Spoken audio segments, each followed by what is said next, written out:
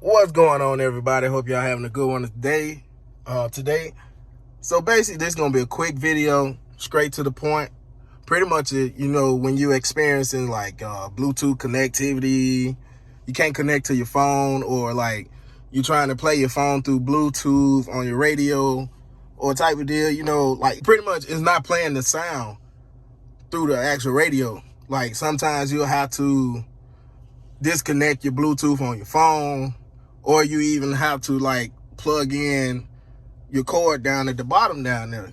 So pretty much what you have to do to fix this issue, like if you ever occur or come upon it, all you got to do, hold your volume button down. It's gonna show audio off. Pretty much just gonna be resetting the unit. It should shut off anytime, just like then.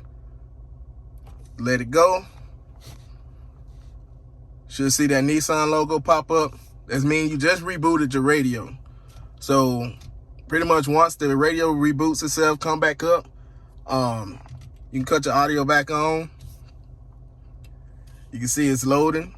So it's rebooting everything right now. And excuse me.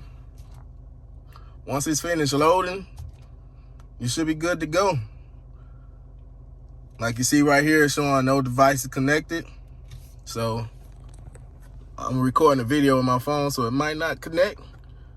So we go to our connections here.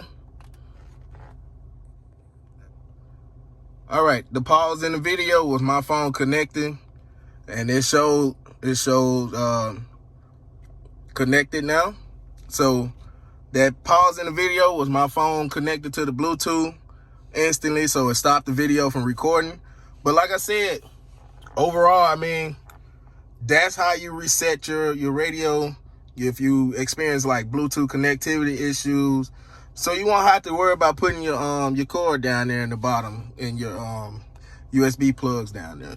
So that's pretty much it. I hope y'all enjoyed. Thank y'all for the 2,000 plus subscribers.